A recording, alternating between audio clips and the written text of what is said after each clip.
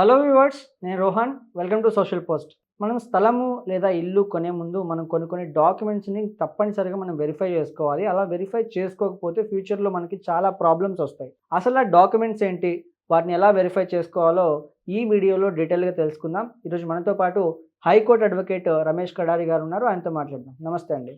నమస్కారం అండి. సో చాలామంది ఇల్లు కొంటూ ఉన్నారు, ప్లాట్లు కొంటూ ఉంటారు, స్థలాలు కొంటూ ఉంటారు.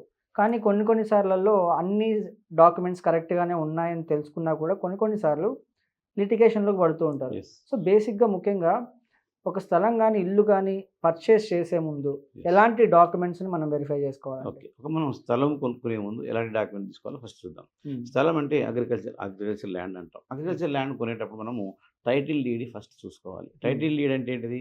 ఎవరైతే ఒక వ్యక్తి అమ్మాడో, ఒక వ్యక్తి కొనుక్కుంటున్నాడో అతనికి ఉన్నటువంటి హక్కులని అసలు అమ్మే హక్కు ఉందా లేదా?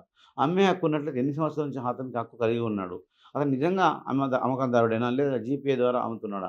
అలా అమ్మకందారుడు ఉన్నటువంటి ఖచ్చితంగా టైటిల్ డీడ్‌ని తీసుకోవాలి. దాన్ని మనం సేల్ డీడ్ అని అంటాం. ఒక గిఫ్ట్ ఉంటే గిఫ్ట్ డీడ్ కూడా పరిశీలించాలి. ఆ తర్వాత ఎన్కంబరెన్స్ సర్టిఫికేట్ అంటాం, ఈసీ. ఈసీని మనం ఖచ్చితంగా అబ్జర్వ్ చేస్తే ప్రతి ఈసీలో ఎంతమందికి ట్రాన్స్ఫర్ అయింది, ఎవరెవరి నుంచి ఎవరికి ట్రాన్స్ఫర్ అయింది ప్రాపర్టీ అనేది కూడా చాలా క్లియర్‌గా తెలుస్తుంది. అంతేకాకుండా పహనీసు, ఆడంగల్ అని అంటాం. అంటే వ్యవసాయదారుడు అన్నట్లయితే ఒక భూమిలో పొజిషన్‌లో ఎవరున్నారు, అది ఎవరి పేరిట పట్టా ఉంది అనేది మనకు ఈ యొక్క పహనీస్‌లలో దొరుకుతుంది. 1B సర్టిఫికేట్ అంటాము, పహనీస్ అంటాం. ఈ 1Bలలో చాలా క్లియర్‌గా ఎవరెవరి పొజిషన్ ఎన్ని సంవత్సరాల నుంచి ఉన్నదో తెలుస్తుంది. ఆడంగల్ అయితే ఆంధ్రాలో అయితే ఆడంగల్ అని మనం పిలుస్తుంటాం.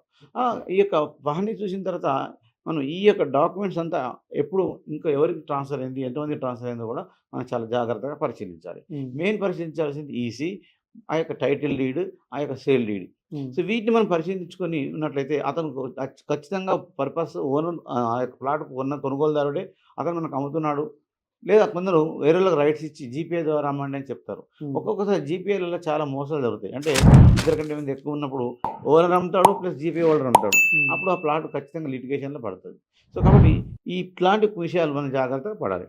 ఒకవేళ మనం ప్లాట్లు కొనేటప్పుడు ఖచ్చితంగా అగ్రికల్చర్ ల్యాండ్ నుంచి ఈ నాలా కన్వర్షన్ మారిందా లేదా? నాలా కన్వర్షన్ అంటే ఈ యొక్క నాన్ అగ్రికల్చర్గా మారిందా? నాకు అప్పుడు దానికి సరైన ఫీజు కట్టారా రెవెన్యూ డిపార్ట్మెంట్‌కి చూసుకొని, ఆ తర్వాత నాలా కన్వర్షన్ వచ్చిన తర్వాత మనకి లేఅవుట్ ప్లాన్ కరెక్ట్‌గా ఉందా? సో డీటీడీసీ లేఅవుట్ అయితే డీటీడీసీ లేఅవుట్, హెచ్ఎండిఏ లేఅవుట్ అయితే హెచ్ఎండిఏ లేఅవుట్లు. ఈ యొక్క లేఅవుట్ ప్రకారంగా ఖచ్చితమైనటువంటి మెజర్మెంట్స్, దానికి రోడ్లు, దాని తర్వాత ఈ యొక్క పార్కులు, దానికి పిలిచిన స్థలాలన్నీ కేటాయించిందా లేదా అని మనం పరిశీలించుకోవాలి. ఒకవేళ మనం ఏ ప్లాట్ అయితే మనం కొనుక్కుంటున్నాం, ఆ ప్లాట్ దగ్గరికి వెళ్ళి కూడా పరిశీలించి మనం తీసుకోవాలి. అప్పుడు మాత్రమే కొంతమంది మానవత్వానికి తీసుకొని ప్లాట్లు వారు అమ్మే వరకు ఉండేసి ఆ తర్వాత ఆ ప్లాట్ ఎక్కడ ఉందో మనకు దొరకట్లేదు. ఇలా ఎన్నో రకాలుగా మోసపోయే అవకాశం ఉంటుంది. కాబట్టి మనం ఖచ్చితంగా ఈ డాక్యుమెంట్లు అంటే ఇన్కంబరెన్స్ సర్టిఫికేటు, ఈ యొక్క పట్టా కాగితము, అలాగే టైటిల్ డీడీ, సేల్ డీడీ, దాంతోపాటు ఈ యొక్క లేఅవుట్ ప్లాన్స్ అన్నీ పరిశీలించినట్లయితే ఆ ప్లాట్ మీరు జెన్యూన్‌గా ఉందని తెలుసుకొని కొనుక్కోవచ్చు. థ్యాంక్ యూ అండి. Thank you so much.